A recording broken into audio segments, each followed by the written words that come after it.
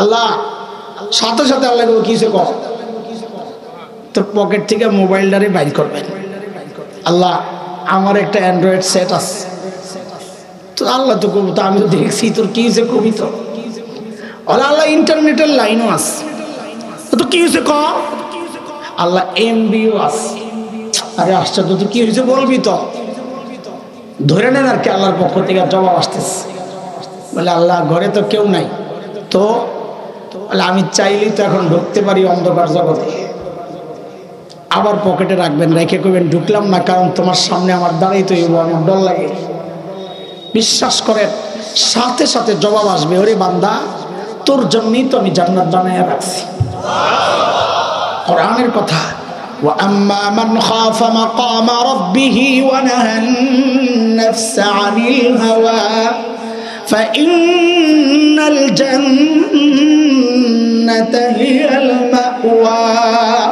আল্লাহর সামনে দাঁড়ানোর ভয়ে যে গুনাহ থেকে বিরত থাকে, আল্লাহ বলেন তার একমাত্র ঠিকানা জান্নাত।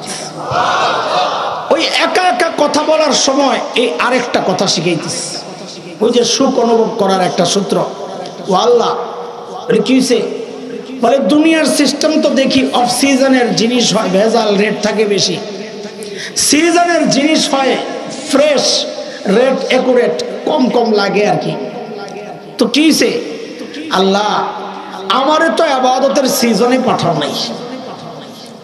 ইবাদতের সিজন কোনটা বলে, ইবাদতের সিজন হচ্ছে সাহাবীদের যুগ।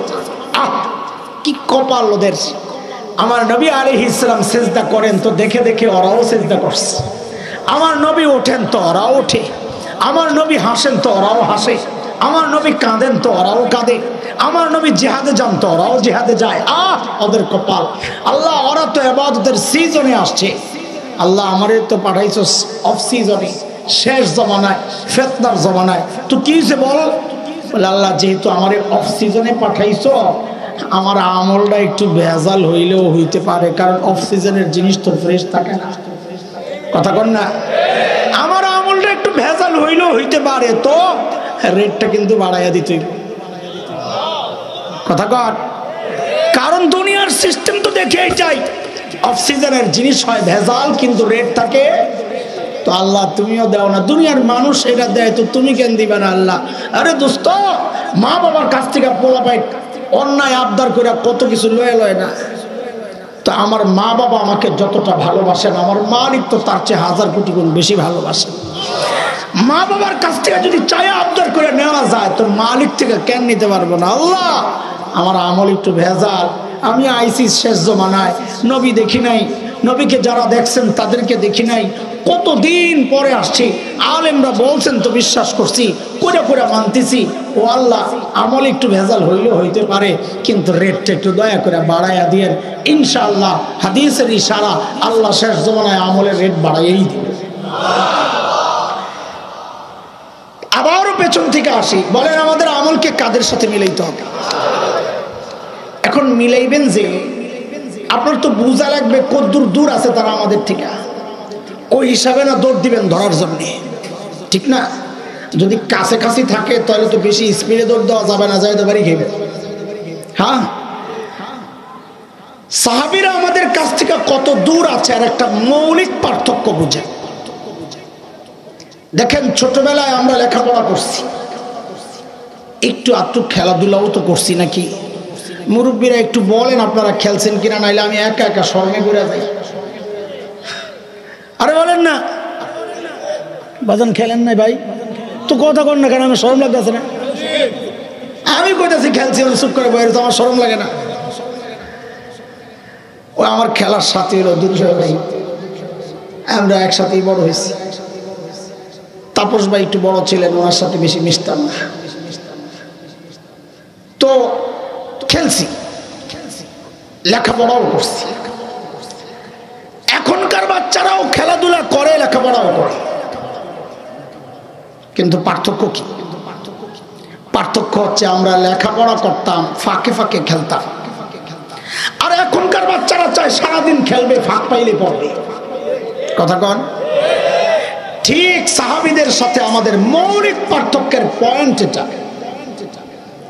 সাহাবায়ে কেরাম ও দুনিয়ার কাজ করছেন, বকরি চড়াইছেন, ওট চড়াইছেন, খেজুর বাগানের পরিচর্যা করেছেন, ব্যবসা করেছেন, আখিরাতের কাজও করেছেন। আমরাও দুনিয়ার কাজ করি, আখিরাতের কাজও করছি। পার্থক্য কি? পার্থক্য হচ্ছে সাহাবায়ে কেরাম করতেন আখিরাতের কাজ, ফাঁকে ফাঁকে করতেন দুনিয়ার কাজ, আর আমরা করি দুনিয়ার কাজ, মাঝে মাঝে ভাগ পাইলে করি আখিরাতের কাজ। মৌলিক পার্থক্যের পয়েন্টটা এই যে গ্যাপটা, এই গ্যাপটাকে যত বেশি কমাইতে পারবো হাসরে ও সাহাবীর তত কাছাকাছি উঠতে পারবো ইনশাআল্লাহ তাআলা। চলেন উদাহরণ দিয়ে বুঝি সাহাবীরা আমাদের থেকে কতটা দূরে আছে। আখিরাতের প্রস্তুতি সাহাবায়ে কেরাম কিভাবে নিয়েছেন, আখিরাতের আমলের জন্য, আখিরাতের পুঁজি সমৃদ্ধ করার জন্য সাহাবায়ে কেরাম কতটা পাগলামি করতেন, কি কি করছেন, এক দুইটা উদাহরণ দিয়ে বুঝি, তাইলে আমার নিজের জীবনকে ওইভাবে সাজানোর একটা স্পৃহা, আগ্রহ আমার দিলের মধ্যে তৈরি হবে ইনশাআল্লাহ তাআলা। সাইয়েদনা আবু বকর সিদ্দিক রাদিয়াল্লাহু আনহু যখন খলিফা, ওনার রাষ্ট্র পরিচালনার একটা সিস্টেম ছিল, দরবারে বিধবা অসহায় নারীদের লিস্ট আনায় রাখতেন। কেন? স্বেচ্ছায় যদি কেউ খিদমত করতে চায় ওই লিস্ট ধরে চলে যেতেন বুড়ির বাড়িতে, কারণ এটা অনেক সওয়াবের কাজ। নবী আলাইহিস সালাম বলেছেন, যারা ইতিম আর বিধবার দায়িত্ব নেবে ওই ব্যক্তি আর আমি নবী জান্নাতে পাশাপাশি থাকবো। এই দুই আঙ্গুল দিয়ে ইশারা দিয়েছেন, পাশাপাশি থাকবো। সুবহানাল্লাহ। এটা তো এই সমাজের একটা কুৎসিত চেহারা।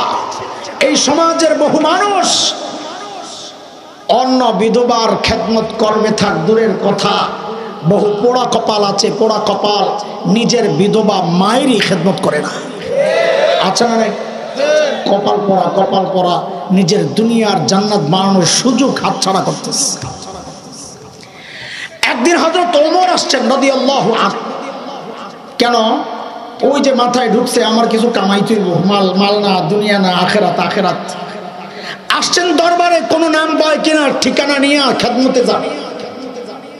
খুঁজতে খুঁজতে দেখেন যে সব বুকড হয়ে গেছে, একটা নাম পাইছে। এই নাম ধরেই হযরত ওমর পরদিন চলে গেছেন ফজরের পর বুড়ির বাড়িতে। কখন? শুনেন, আমি যখন কোনো কথা জিজ্ঞেস করবো আপনি ভাববেন আমি খামাখা জিজ্ঞেস করি নাই, জরুরি কথা বলবো, দৃষ্টি আকর্ষণের জন্য প্রশ্ন করছি। বলেন কখন গেছেন? কারণ সাহাবায়ে কেরাম কাজ শুরু করতেন সকাল সকাল। কেন? কারণ নবী আলাইহিস সালাম যারা সকালে কাজ করেন তাদের জন্য বরকতের দোয়া করছেন। এই জন্য বিখ্যাত আলিম শেখ ইবনুল কাইয়িম রাহমাতুল্লাহি আলাইহি জাদুল মাআদ এক বিখ্যাত কিতাব আছে, সেই কিতাবে আসছে শেখ ইবনুল কাইয়িম বলেন, যারা সকালে ঘুমায় তাদের ঘর থেকে জিন্দেগিতে অভাব দূর হবে না। শীতকাল আইতেছে, ভালো মতন লেপ মুড়ু দিয়া, কম্বল মুড়ু দিয়া ঘুমায়েন, আর দুপুরবেলা হুজুরের কাছে আইসেন, হুজুর একটা তাবিজ দেন। বলে কেন? দোকানে বেচা কিনা হয় না, সকালে ঘুমাইলে হইব থেকে। পরদিন সকাল সাইয়েদনা ওমর ইবনুল খাত্তাব বুড়ির দরজা নক করে বলে, মারে আপনার ঘরের কাজগুলো করার জন্য আমি ওমর ইবনুল খাত্তাব হাজির। আরে দেখেন, এত বড় মানুষ গেছে বুড়ির কাম করার জন্য। ওই সময় কাজটা কি ছিল? ওই সময় সবচেয়ে বড় কাজ ছিল দূরে কুয়ার থেকে পানি আইনা দেওয়া, এটা ছিল বড় কাজ। সাইয়েদনা ওমর ফজরের নামাজের পর বুড়ির দরজা নক করে বলে, মারে আপনার ঘরের কাজগুলো করার জন্য আমি ওমর ইবনুল খাত্তাব হাজির। হযরত ওমরকে অবাক করে বুড়ি জবাব দিচ্ছেন, বাবারে প্রতিদিন যে আল্লাহর বান্দা আমার ঘরের কাজগুলো করেন তিনি ইতিমধ্যেই কাজ করে চলে গেছেন। একটু বুঝে শুনে সুবহানাল্লাহ বললেন।